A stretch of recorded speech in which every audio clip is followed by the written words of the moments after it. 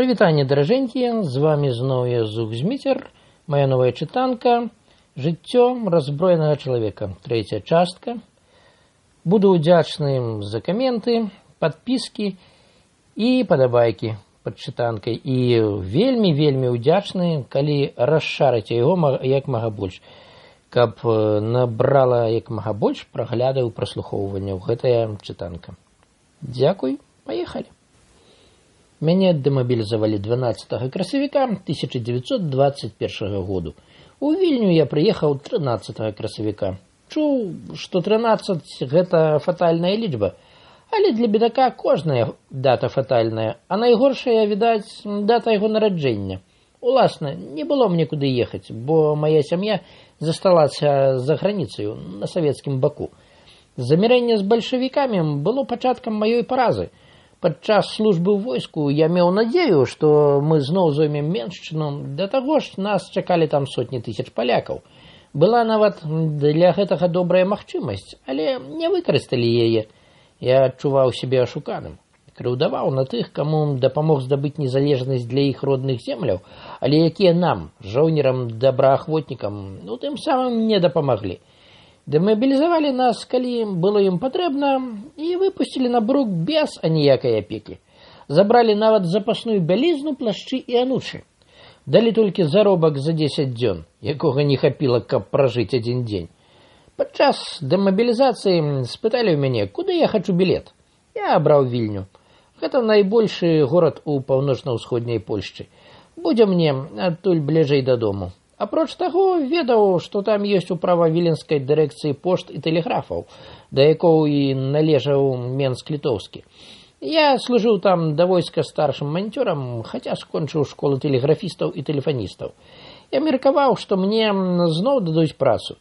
13 красавіка адразу з вакзалу пайшоў ва ўправу дырэкцыі. У пачакальні падрыхтаваў выдадзенае мне тутака некалі пасведчанне.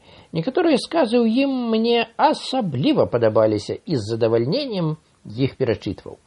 Гэтым сцвярджаю, што Міхал Лубень працаваў старшым манцёрам у віленскай вайсковай дырэкцыі пошт і тэлеграфаў у Менску-Літоўскім ад дня да дня. Падчас сваёй службы ў дырэкцыі Міхаіл Лубень працаваў сумленна, здабываючы сваёй дбайнасцю і рупнасцю прызнання кіраўніцтва. Рэкамендуем яго як добрасумленнага, здольнага і руплівага працаўніка. Са службы быў звольнены на ўласнае жаданне, каб пайсці добраахвотнікам у польскае войска. Унізе подпісы і пячаткі. Гэтае пасведчанне было выдадзена мне ў Менску-Літоўскім. Я звярнуўся да сакратара дырэкцыі, падаў яму ўсе свае дакументы. Той уважліва іх прагледзеў, потым сказаў: «Вольных месцаў няма. Калі ласка, пане сакратар, я ў вельмі кепскім становішчы. Сям'я моя засталася ў саветах і не магу туды вярнуцца, бо служыў у войску польскім, а ў Вільні не маю нікога знаёмага і спадзяваўся адно на тое, што дырэкцыя возьме мяне назад на працу. Я вам не адмаўляю, але цяпер вольнай пасады няма. Прашу пакінуць у мяне заяву, дакументы і падаць свой адрас. Я вам паведамлю. Мне няма дзе жыць. Тады прашу звязацца праз тыдзень». Заяву я напісаў пачакальні і зноў аддаў яе сакратару. За тыдзень прыйшоў да яго. «Па якой вы справе?» – спытаў мяне. Я быў здзіўлены. Моя справа падавалася мне такой значнай, што не мог уявіць сабе, што ён мог пра яе не памятаць, бо я думаў пра гэта ўвесь час, на працягу 7 галодных дзён і начэй. Нагадаў яму. Ён загадаў мне прыйсці да яго зноў за тыдзень. Я адчуваў нарастаючую злосць і ўжо з нянавісцю пазіраў на добра апранутага сытага чыноўніка. Але ж, пане сакратар, я сапраўды ў вельмі крытычным становішчы. Ён спачувальна развёў рукі. Не магу нічым дапамагчы. Калі ласка, прыйдзіце за тыдзень. Мінуў яшчэ адзін галодны тыдзень, я ледзьве дачакаўся вызначанага дня. Сакратар быў не ў гуморы. Фамільярна кіўнуў галавою на маё прывітанне. Вы наконт пасады? Гэтак. 2 тыдні таму падаў дакументы і заяву. Цяпер з'явіўся другі раз па адказ. А як вы сабе гэта ўяўляеце, прамовіў сакратар са злосцю. Што, мы пасады вырабляем?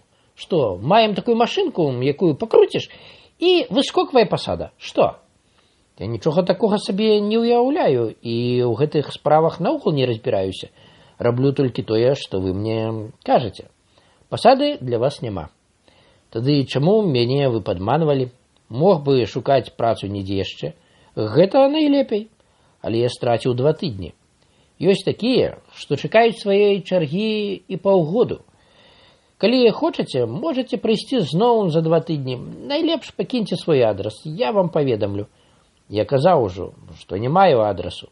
Тады, калі ласка, за 2 тыдні. Можа, нехта знойдзецца. І яшчэ адна справа. Добра, што узгадаў. Вы зарэгістраваліся як механік, назваў прозвішча. Дык ён вас паэкзаменуе.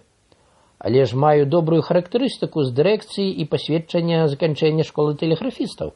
Часова працаваў як старшы манцёр, бо не было пасады загадчыка. Ці гэтага не досыць? Цяпер гатовы працаваць нават як рабочы. Дайце мне якуюсь працу. Нічога не паробіш, у нас такі парадак. Калі вам не падабаецца, можаце забраць заяву і дакументы. Калі праз пэўны час я апынуўся ў вялікім пакоі, бязладна заваленым скруткамі дроту, маткамі ізаляцыйных матэрыялаў і іншымі тэхнічнымі прыстасаваннямі, заспеў там паджылога мужчыну, сеў каля яго на лаву. «Вы на экзамен?» – спытаў у мяне. «Так. А вы, напэўна, тут працуеце?» «Не, я таксама на экзамен». «Навошта ім гэта? Акрамя таго, мы падаем дакументы». Неўзабаве з адчыненых дзвярэй выйшаў да нас мужчына ў чорным зашмараваным да бляску піджаку. «На экзамен?» «Так», – адказалі мы. Ён запісаў у нататніку нашы прозвішчы, потым даў мне 2 кавалкі тэлеграфічнага дроту і загадаў скруціць іх як-небудзь. Я пачаў прафесійна і спраўна злучаць дрот. Задаў мне некалькі вельмі лёгкіх пытанняў. Тады я сказаў яму, што скончыў школу тэлеграфістаў. Ён іранічна прымружыў вока і сказаў: «І што з таго?» «Нічога, на ўсялякі выпадак вам паведаміў». Экзаменатар выйшаў у іншы пакой. Мужчына, што застаўся са мною, нацёр далоні, ляпнуў рукою па назе і прамовіў: «Чуе сабака сала». «Што вы сказалі?» «Нічога», – сказаў ён. «Гэта я сам сабе.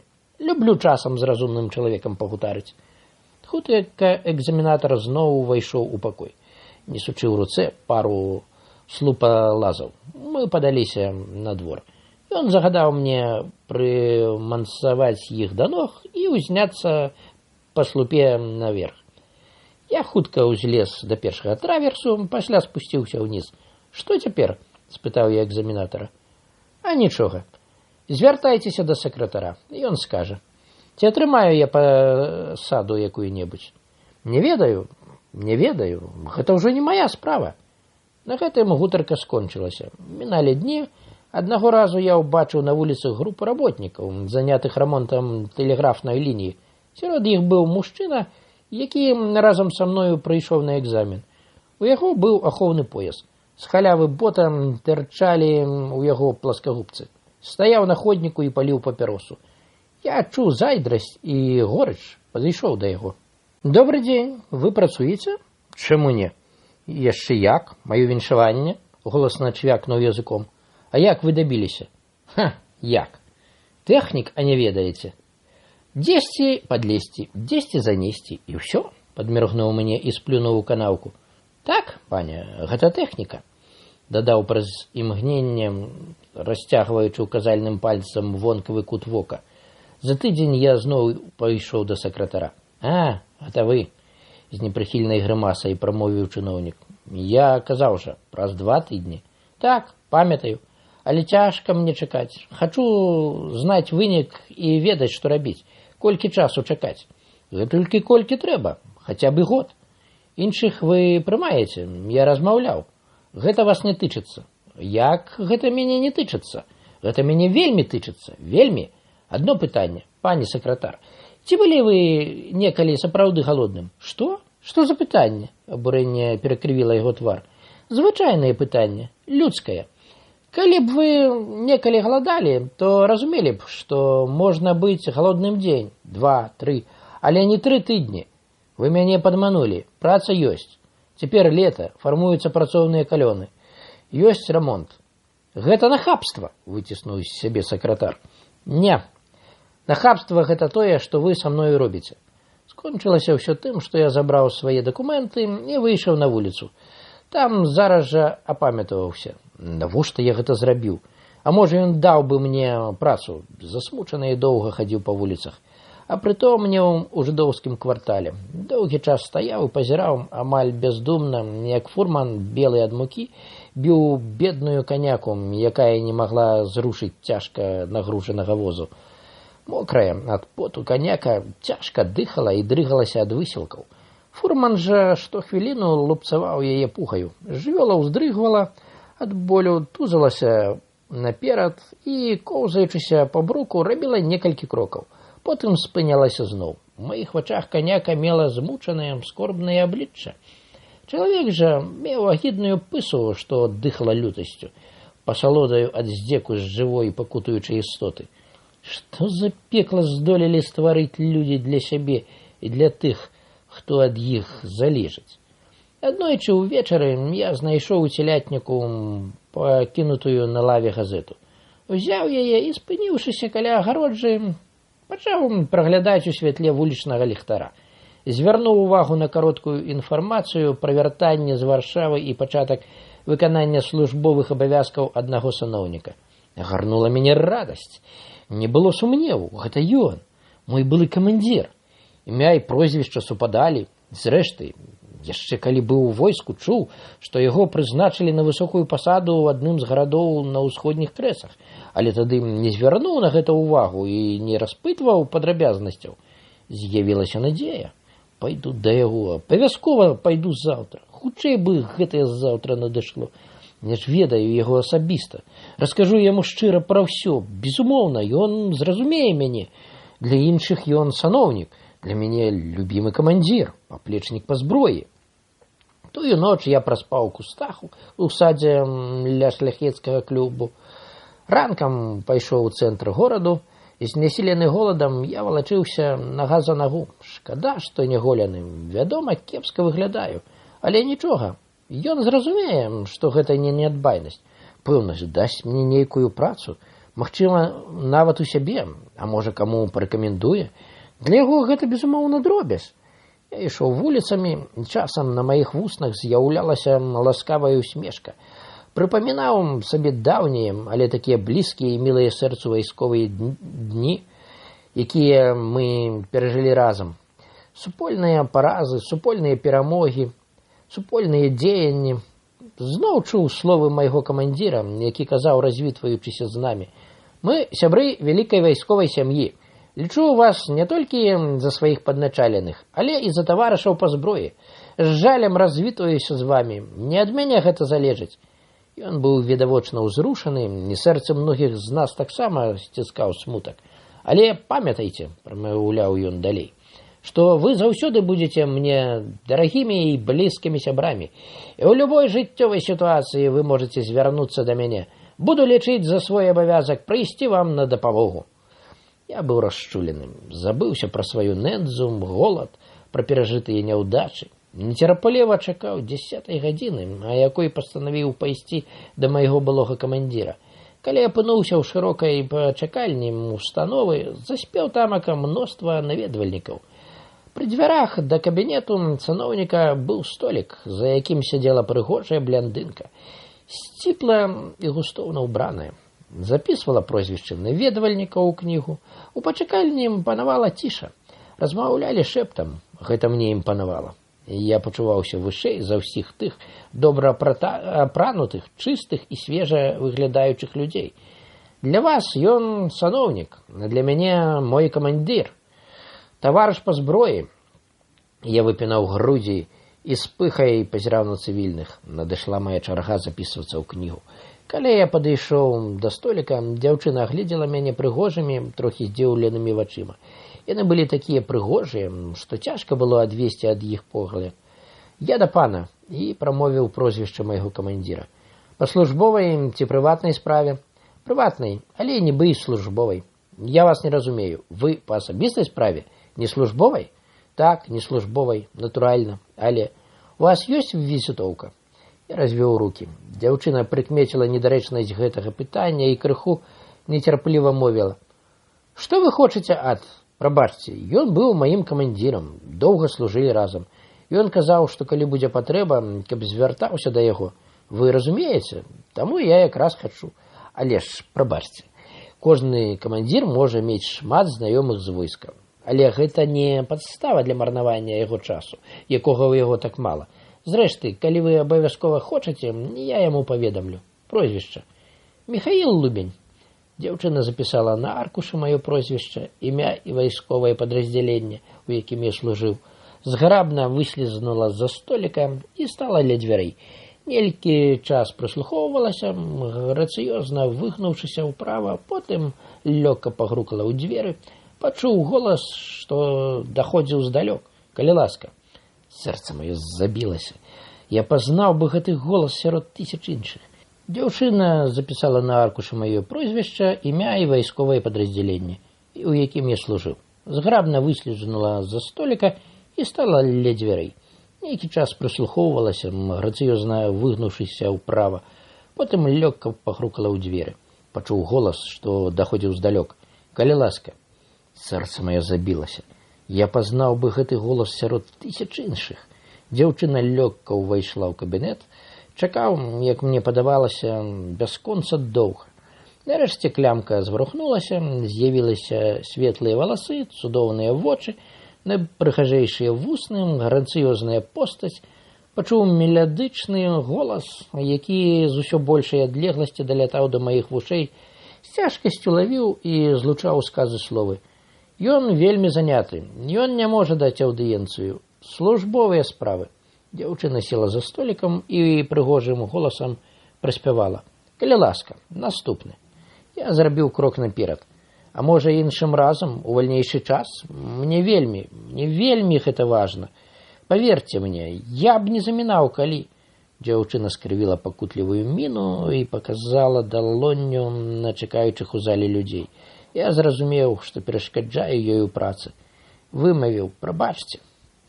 Калі я пакідаў пачакальню, я заўважыў на сабе некалькі іранічных і пагардлівых позіркаў.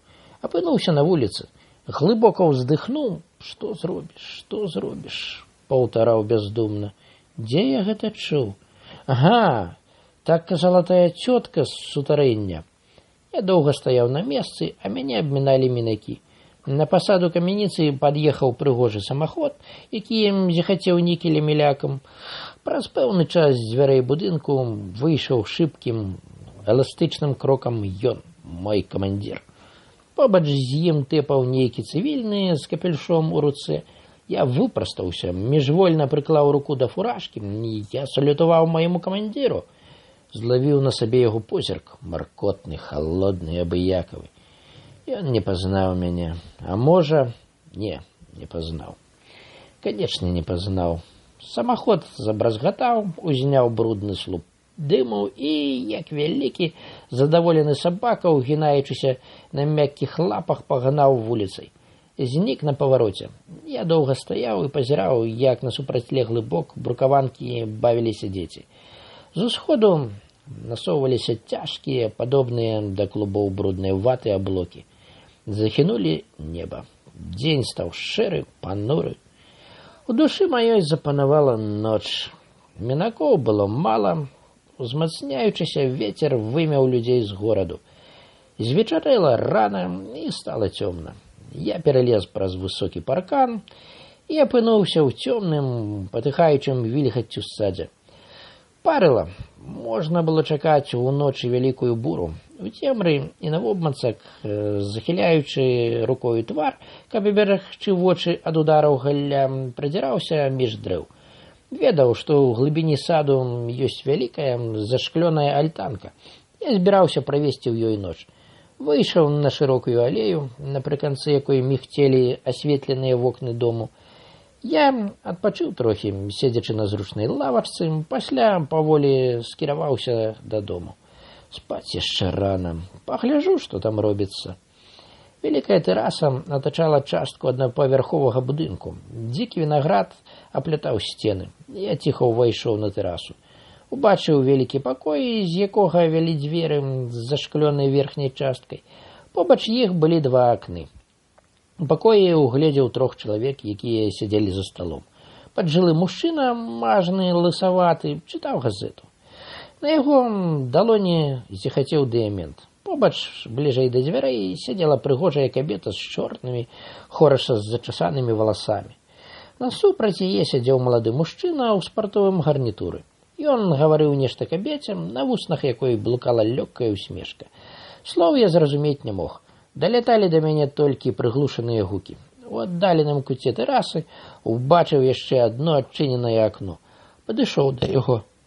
Ад тэрасы была спушчаная фіранка. Хвіліну прыслухоўваўся. Было зусім ціха. Павольна ўзняў да гары фіранку. У сярэдзіне панаваў паўзмрок. Сярэдзіну пакою працінала шырокая паласа святла, якая трапляла сюды праз адчыненыя дзверы. Святло адбівалася ў вялікім люстры, якое кідала водбліскі на сцены і столь. Я ўлез у пакой, пакідаючы ўзнятай фіранку, апынуўся ў вялікай спальні. Падлогу яе засцілаў мяккі дыван. Не было патрэбы засцерагацца шуму. Падэшвы танулі ў дыване, як у густой траве. Убачыў шырокі ложак, пры ім стаяла начная шафка. Высунуў яе шуфляткі, у сярэдзіне была драбяза, якая была для мяне нічога не вартая. Трохі далей я угледзеў туалетны столік, а на ім мноства бутэлечак, пудэлкаў, шчотак, грэбняў. Крыху збоку стаяў фатэль, а на яго спінцы вісеў мужчынскі гарнітур. Я ўзяў яго і паклаў на падваконне, каб у выпадку хуткіх уцёкаў праз вакно паспець забраць яго з сабою. Я хацеў перайсці на другую палову пакою праз паласу святла. Баяўся, аднак, што людзі з суседняга пакою могуць мяне заўважыць, бо выразна бачыў у люстры адлюстраванне іх постацяў. На другім баку пакою стаяла шафа. У ёй магла быць адзежа і бялізна. Нейкі час я разважаў, што рабіць. Падумаў, навошта мне шмат адзежы? Дзе я яе схаваю? Дзе прадам? А грошай там, напэўна, няма. Яшчэ раз агледзеў даступную мне частку пакою, шукаючы вартыя рэчы. Знайшоў на фатэліку каля ложка залаты гадзіннік на руку. Паклаў яго ў кішэню. Заўважыў рух у суседнім пакоі, адступіў да акна і зірнуў у люстра. Паджылы мужчына ўзняўся з крэсла. «Пойдзем у тэатр?» – спытаў, складаючы газету. «Абавязкова. Я казала табе», – адказала брунетка. «І вы з намі?» – звярнуўся стары мужчына да мужчыны ў спартовым гарнітуры. «Так». «Тады іду пераапранацца. Ты таксама не губляй часу, бо не паспеем», – сказаў паджылы мужчына да кабеты і выйшаў з пакою. Пасля яго сыходу мужчына ў спартовым гарнітуры схапіўся з месца, падбег да кабеты і абняў яе, пачаў цалаваць. «Ты вар'ят! Муж зойдзе! Ну, супакойся!»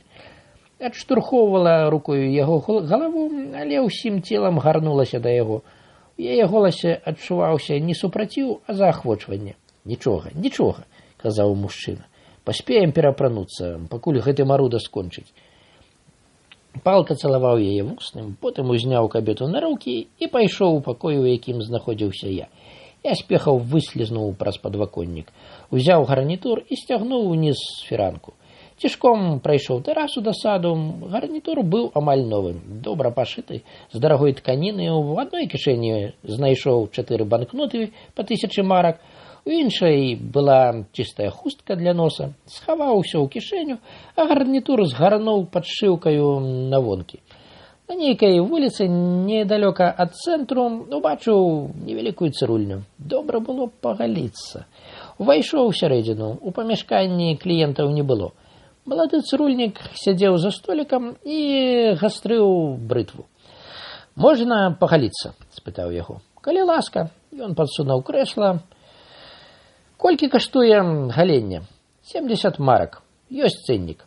Цырульнік узяўся за працу. Ён быў малады, у яго быў харошы, амаль дзявочы твар. Здабляла яго лагодная усмешка, выклікаў давер. «Вы, відаць, нядаўна з войска?» – спытаў мяне падчас працы. «Так». Спачувальна ўздыхнуў, праз імгненне сказаў: «Цяжкія часы, паня». Калі скончыў галенне, я даў яму 1000-ную банкноту. Атрымаў рэшту, узяў пакінуты ў крэсле гарнітур і хацеў выйсці. Затрымаўся, аднак, у дзвярах і спытаў цырульніка: «Можа, знойдзеце пакупніка на добрую адзежу? Не маю тут знаёмых, а патрэбныя грошы. Калі ласка, пакажыце». З відавочным задавальненнем ён агледзеў добра пашытую адзежу і спытаў: «Ці можна памераць? Калі ласка». Ён узяў гарнітур і пайшоў за перагарадку ў куце пакою. Неўзабаве вярнуўся. Гарнітур мне пасуе. Трэба толькі крыху перарабіць. Я куплю яго ў вас, калі не вельмі дорага. Я не ведаў, якую назваць цану. Меркаваў, што каштуе не менш, чым 50 000 марак. Урэшце сказаў: «Я прадам вам яго за 15 000». Цырульнік паспешліва пагадзіўся. Ён накінуў на фартук піджак, папрасіў мяне, каб я трохі пачакаў, і пайшоў у суседнюю краму. Ён хацеў пазычыць грошы, бо не меў сумы цалкам. Праз некалькі хвілін вярнуўся і ўручыў мне пачак банкнотаў. Перад выйсцем з салону я затрымаўся. Пасля кароткага роздуму сказаў: «Вы асцярожна з гэтым гарнітурам. Разумееце, я яго таксама купіў. Не ўпэўнены». Цырульнік пасміхнуўся. «Ведаю, што ён левы, за нізкая цана. Але перафарбую яго, змяню гузікі, трохі перараблю, і ўсё будзе добра». «Выдатна. Да пабачэння. Поспехаў. Калі ласка, як-небудзь яшчэ заходзьце». Паголены я выглядаў больш прыстойна. Аднак назаляла мне адсутнасць анучаў на нагах. Фуражка была зношаная і выглядала як брудны шматок сукна. У краме на Троцкай вуліцы я купіў спартовыя ваўняныя гетры, шкарпэткі, пару бялізны і спартовую шапку. Знайшоў на той жа вуліцы грамадскую лазню, старанна і з захапленнем памыўся ў ванне. Потым пачысціў фуражкаю брудныя боты. Выйшаўшы з лазні, я пачуваўся вельмі добра. Чыстае цела дадае бадзёрасці і ўпэўненасці ў сабе. У адлюстраваннях крамных вітрын бачыў, што ў гетрах і новай шапцы выглядаю значна лепш. Зайшоў у цёмную браму і выкінуў тамака брудную бялізну ды фуражку. У другасортнай рэстарацыі я з'еў свіную катлету і выпіў пляшку піва. Пасля выйшаў на вуліцу. Надвор'е было кепскае. Неба чорнае, вецер гнаў вуліцамі, здзіраў шыльды крамаў і рваў вопратку на мінаках. Але дрэннае надвор'е зусім не засмучала мяне. Я быў сыты, чысты, лепей выглядаў і меў грошы. Вырашыў, што гэтую ноч правяду зручна у ложку. Збіраўся пайсці ў напрамку вакзалу, дзе было шмат танных гатэлікаў. Па дарозе чапляліся да мяне прастытуткі. Раней ніколі яны да мяне не вязаліся. Мне карцела пайсці з якой-небудзь, але бянтэджыўся, бо ніколі не карыстаўся з гэтага роду кахання. Акрамя таго, баяўся заразіцца. Недалёка вакзалу угледзеў кабету, што выходзіла з кавярні. Была высокая, дзябёлая. Азірнуўся на яе. Яна махнула мне рукою. Неўзабаве мы ўжо размаўлялі, хаваючыся ад ветру ў цёмнай браме. «Пойдзеш са мною, каток?» – спытала кабета. «Паграемся? Маеш куды?» «Так. Я не вытыха». «Колькі за ноч? Шмат не дам. Мортус, шукаю месца, дзе пераначаваць, а з кабетаю я даўно не спаў». «Сабачы час», – сказала яна. «Калі дасі 1000 марак, то хадзем». Я пайшоў з ёй. Яна жыла з іншай кабетаю ў дагледжаным вялікім пакоі. Мы заспелі яе прыяцельку дому. Тая была на падпітку, ляжала ў кашулі на ложку і пыхкала папяросай. Пачала ўсхвалявана расказваць, як яе недзе пабілі. Расчулілася над сабою і заплакала. Гелька не румза і малпа. Набярэцца, як свіння, і вые. Яна заўжды так. А ты не п'еш? П'ю. Але не выю. Лепей ужо спяваць. А можа, купім разам бутэльку, прапанавала мне. Я пагадзіўся, хаця меў большы апетыт на кабету, якая была вельмі прыдатная. Яна выйшла адразу з пакою, кажучы, што вернецца праз 5 хвілін.